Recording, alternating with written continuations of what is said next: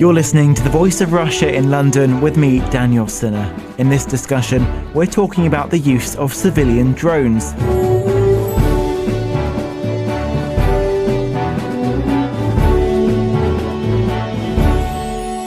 Unmanned aircraft, or drones, have gained notoriety, especially in recent and current conflicts in Afghanistan and Somalia, where remotely operated aircraft have been used for surveillance and airstrikes. But that same technology is now being used for civilian purposes. In Britain, Merseyside police are already using the first remote-controlled helicopter fitted with cameras.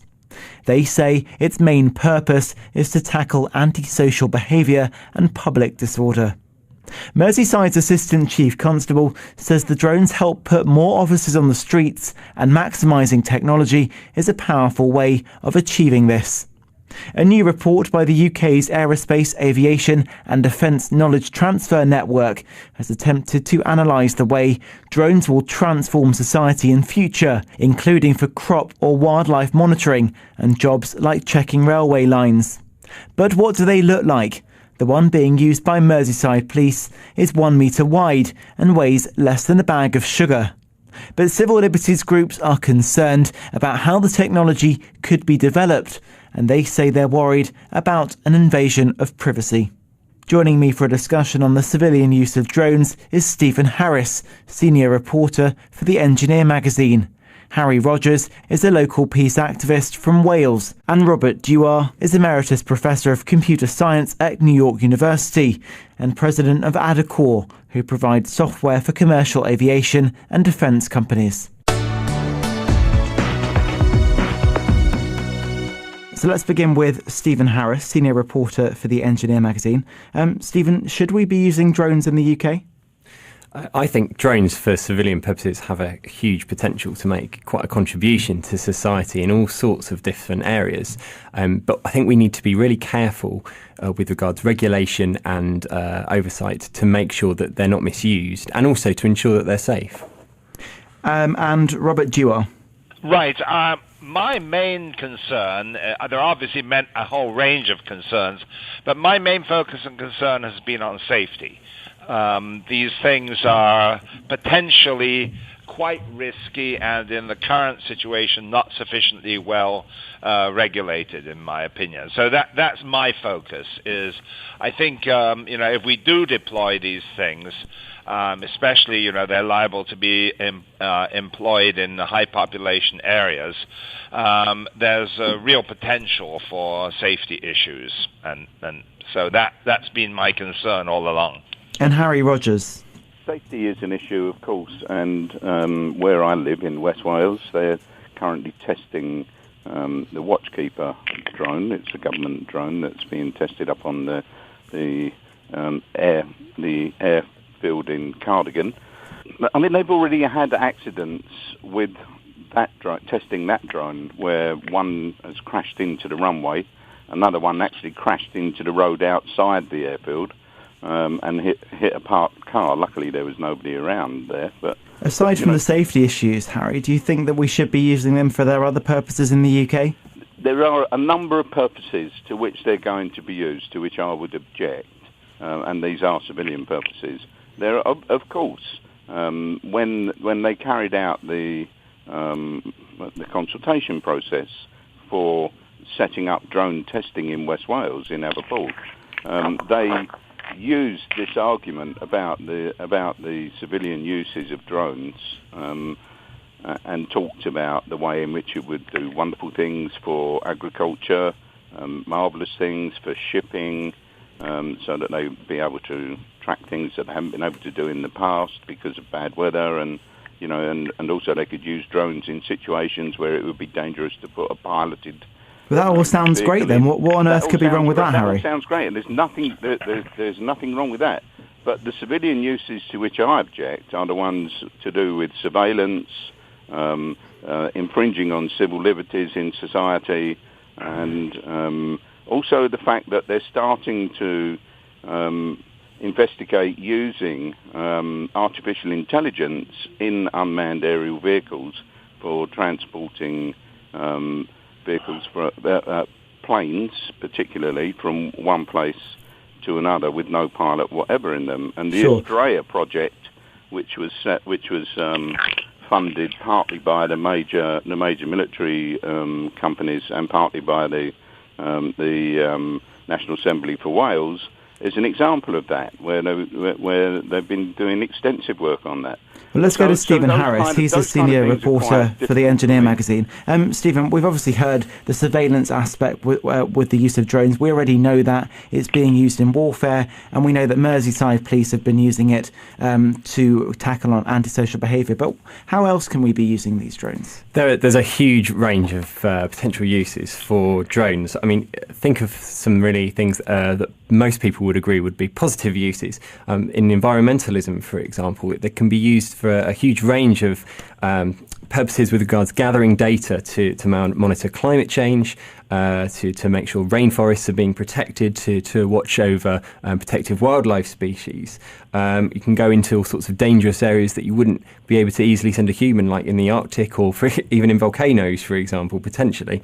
They're also environmental groups using them to kind of track polluters, and one example is a group that tracked Japanese whaling ships in the Pacific. So there's a huge potential uses there.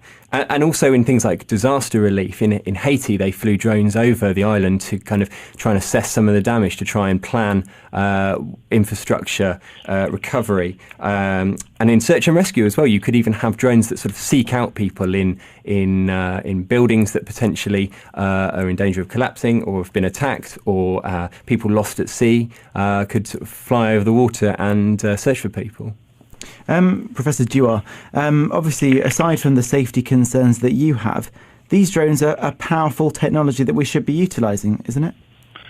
Oh yes, I think that's certainly true. I mean, the real concern, I think, here is that they are planes flying around in the sky, and we're actually pretty good at making planes reliable, at least from a software point of view, and the general view of the FAA in the US and the CAA in England has been that the software should be treated with the same care and respect as we treat software in aircraft of all types.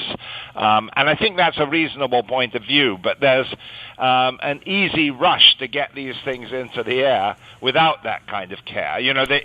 We don't really have good analyses of these many accidents with drones, of whether they're software, whether they're hardware, whether they're preventable, what should have been done. We don't investigate these crashes like we do crashes of planes.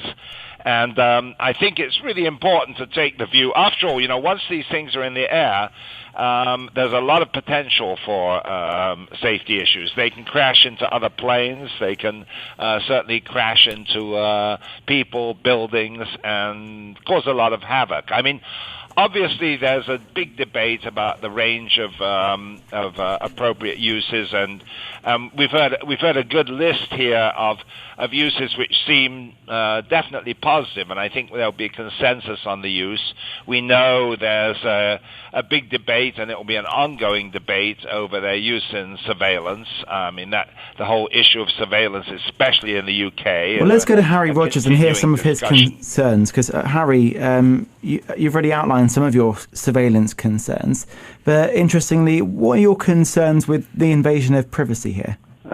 Well, noise is a big issue for a start, and in West Wales, where they are carrying out testing even as we speak. I was up there last week doing an interview for a television programme, and there was a drone flying around while we were there, and the noise was absolutely incredible. And everybody who I know who lives around the Cardigan area are incensed by the amount of noise that drones actually make when they're in the air, when they're out in their gardens, during the day, during their weekends. It's incredible. It's a high-pitched whining noise that drives people to distraction. So that's one issue. The other issues, of course, are that they're testing the Watchkeeper, which is mainly a surveillance drone anyway. They're actually carrying out tests on getting their equipment, their camera equipment working properly, and they're using that on civilian populations within the testing area. What on earth's wrong with that, though, Harry? Well, people don't actually like to be filmed carrying out their activities in their garden, do they? I wouldn't. Would you?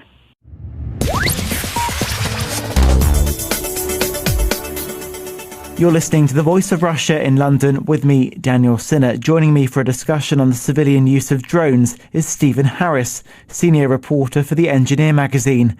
Harry Rogers is a local peace activist from Wales.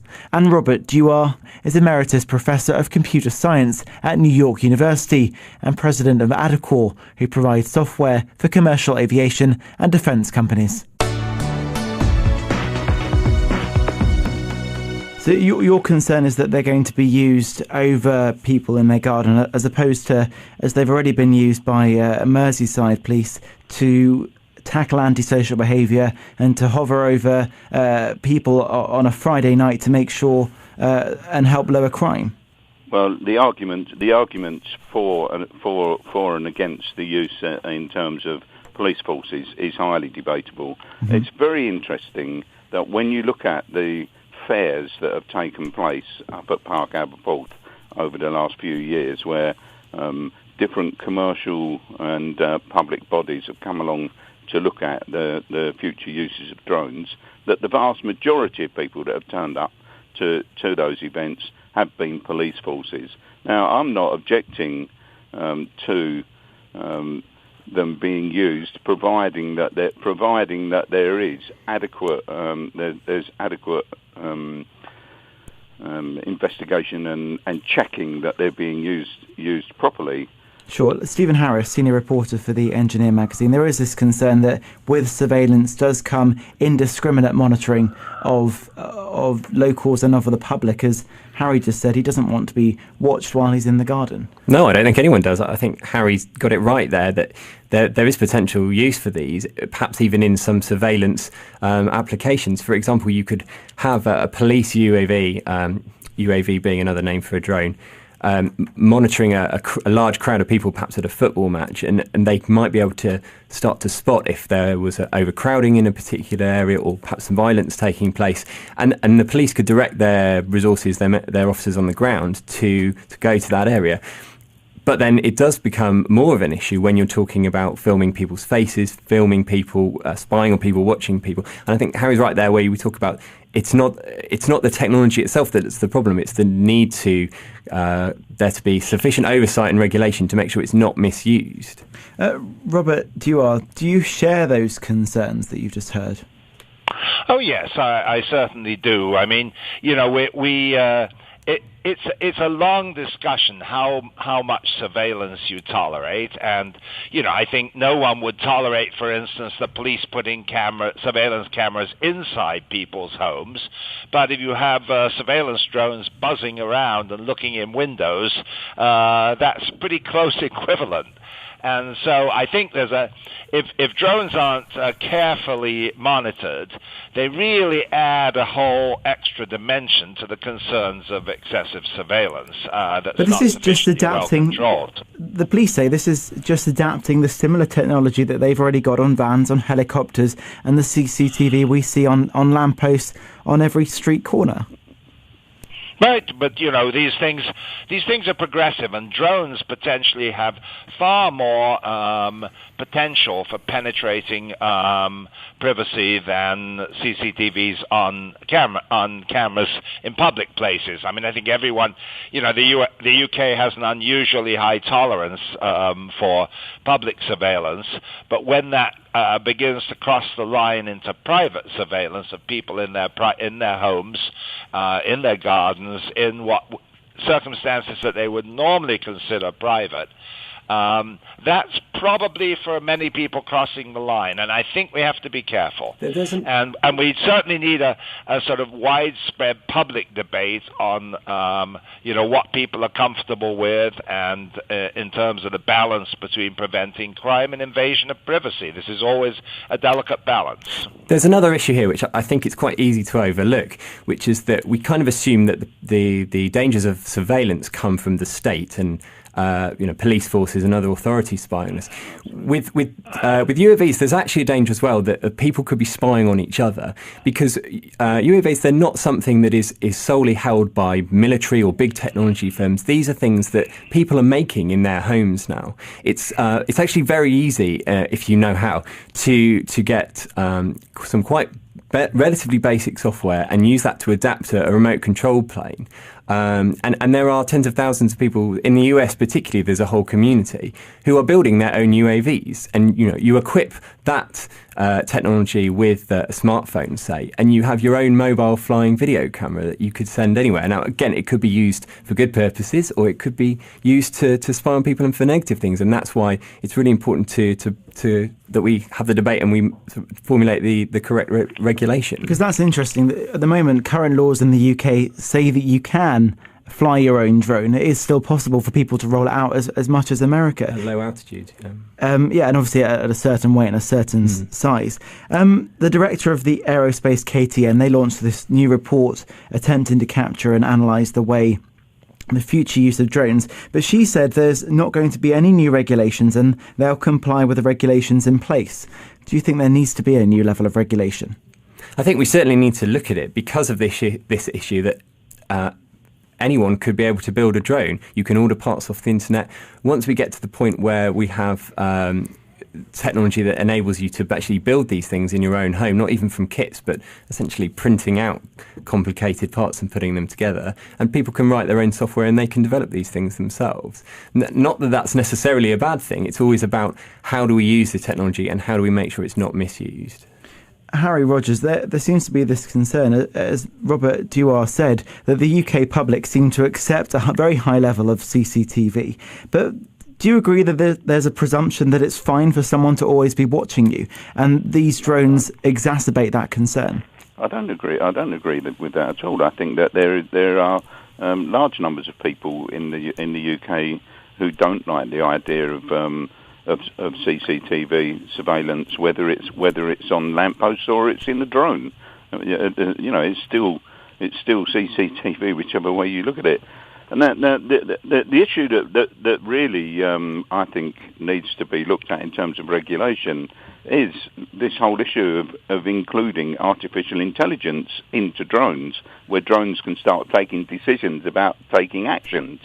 But that's not going to be a decision which they can decide when they're up and about where they want to go and what they want to do. These will be pre-programmed decisions. It will have its own level of self-determinism, but it won't be able to make any irrational decision, will it? Do you know that? How do you know that? Stephen Harris? It's quite. I'd say that. Well, you say that, but everybody's computer gets a bug sometimes. Right? Your own computer at home will get a bug in the software occasionally, and to actually argue that you're never ever going to have a situation where you don't get a bug in software in a vehicle that's flying around in the sky that's capable of taking its own decisions. Well, there's two issues. Really frightening. I think there's two issues. Robert Dewar, actually, as Emeritus Professor of Computer Science at New York University, are these drones able to make their own decisions, but not irrational decisions? These will be pre-programmed ones. Part of the trouble with modern artificial intelligence, typically it's statistically based, is you don't really know what it's going to do in advance. I mean, and it's awfully tempting to program AI systems with statistical models that look for trouble.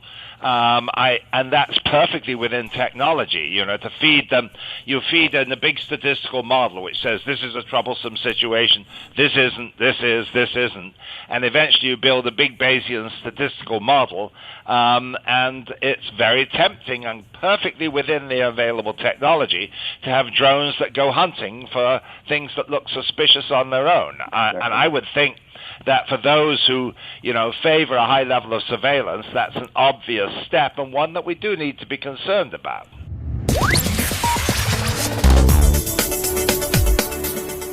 You're listening to The Voice of Russia in London with me, Daniel Sinner. Joining me for a discussion on the civilian use of drones is Stephen Harris, senior reporter for the Engineer magazine.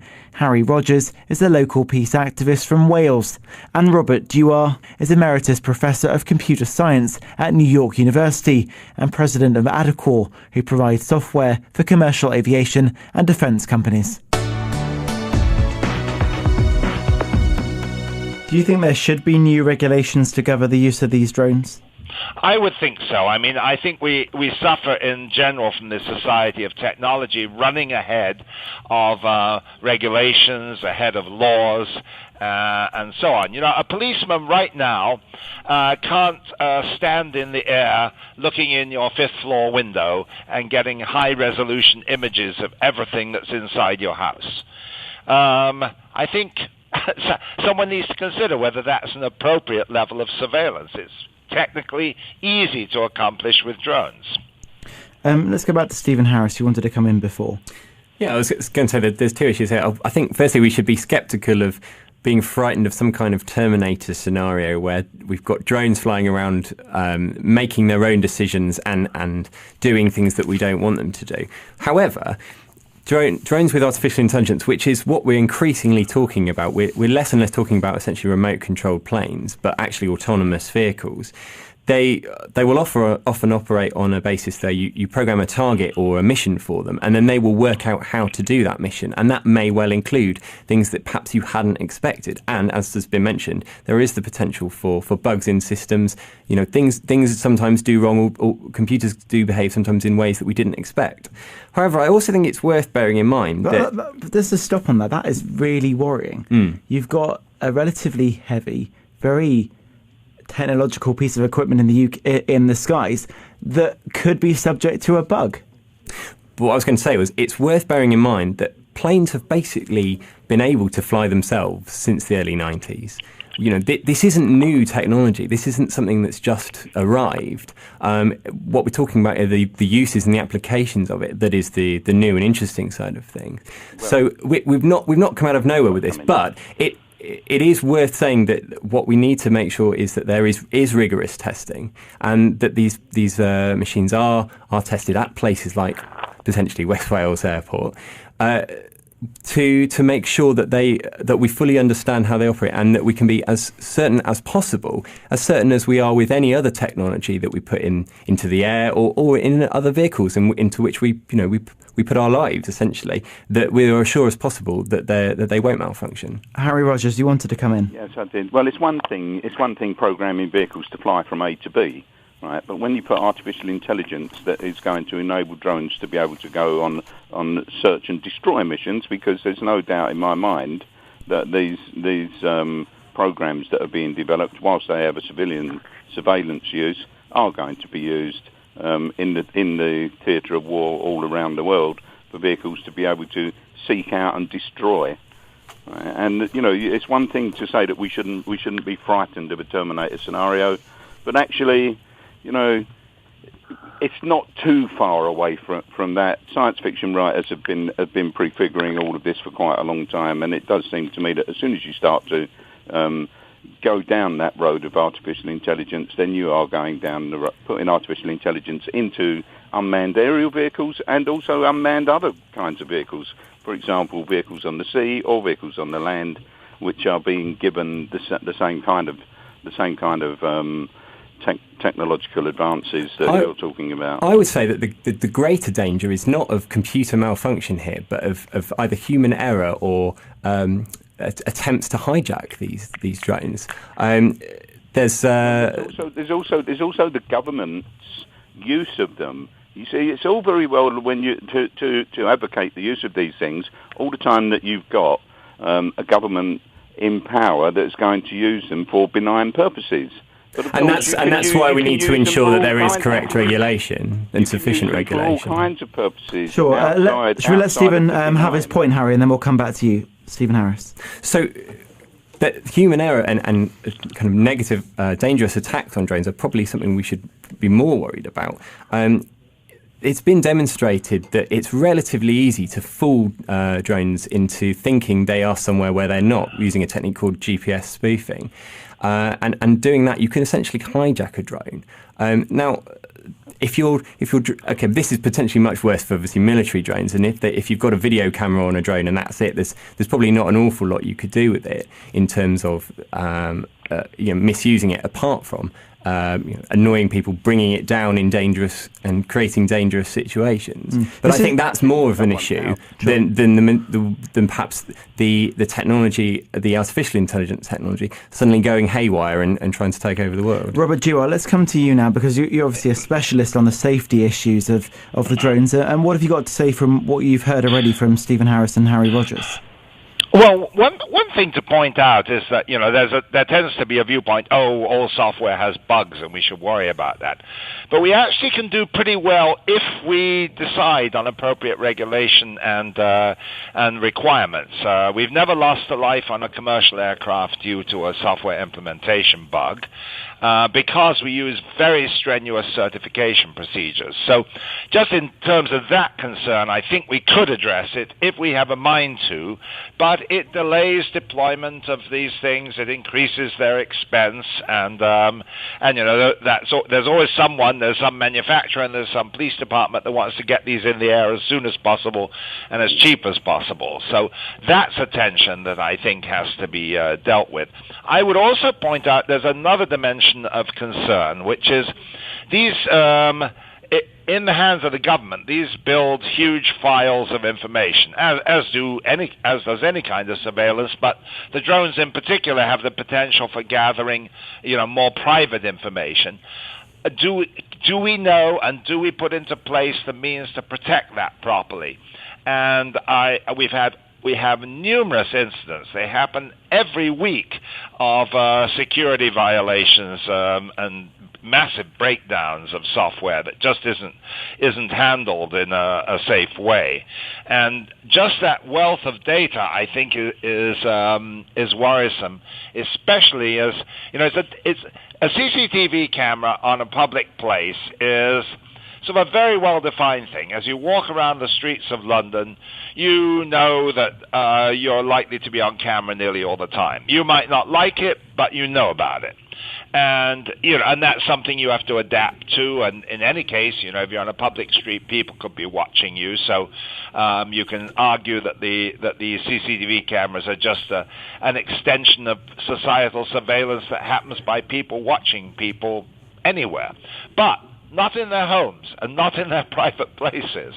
And so that, I think, is the line that you have to be very careful with, is that once you start to gather what I think most people would consider to be more private information. For instance, I'm sure it's quite technologically possible to build a drone that listens to conversations in cars. And most people would consider that to be private. But yeah, I'm sure there's no problem in having a drone follow a car, and relatively straightforward. These cars are, typical cars are not protected against that kind of surveillance, to listen to a conversation.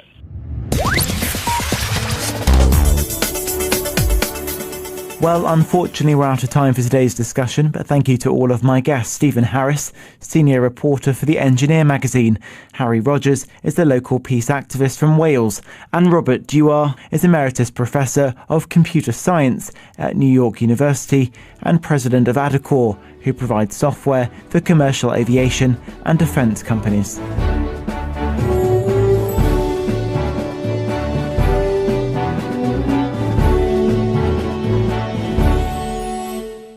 Stephen Harris, senior reporter for the Engineer magazine. Harry Rogers is a local peace activist from Wales. And Robert Dewar is Emeritus Professor of Computer Science at New York University and President of ADACOR, who provides software for commercial aviation and defence companies. So let's begin with Stephen Harris, senior reporter for the Engineer magazine. Stephen, should we be using drones in the UK? I think drones for civilian purposes have a huge potential to make quite a contribution to society in all sorts of different areas. But I think we need to be really careful with regards to regulation and oversight to make sure that they're not misused, and also to ensure that they're safe. The Watchkeeper drone, it's a government drone that's being tested up on the airfield in Cardigan.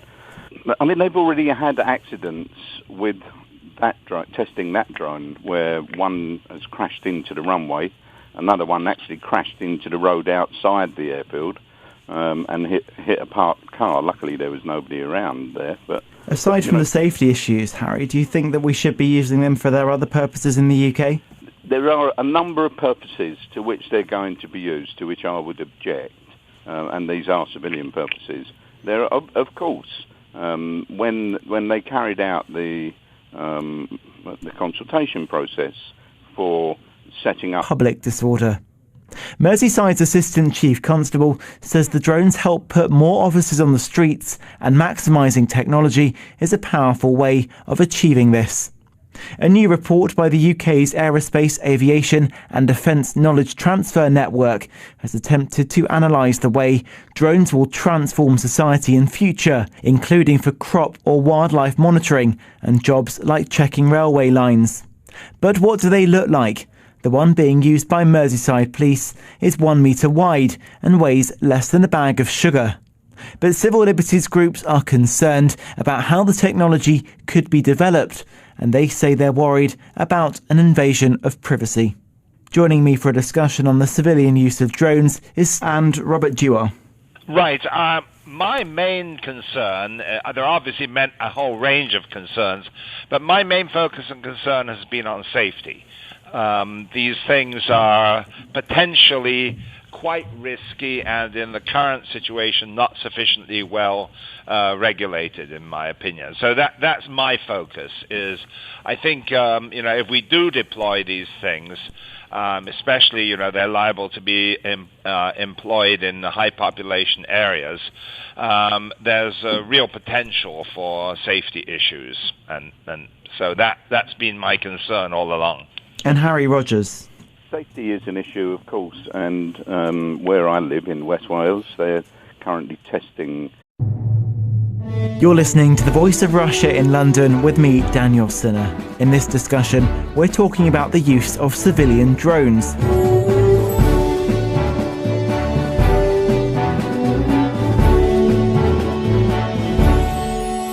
Unmanned aircraft or drones have gained notoriety, especially in recent and current conflicts in Afghanistan and Somalia, where remotely operated aircraft have been used for surveillance and airstrikes. But that same technology is now being used for civilian purposes. In Britain, Merseyside Police are already using the first remote-controlled helicopter fitted with cameras. They say its main purpose is to tackle antisocial behaviour and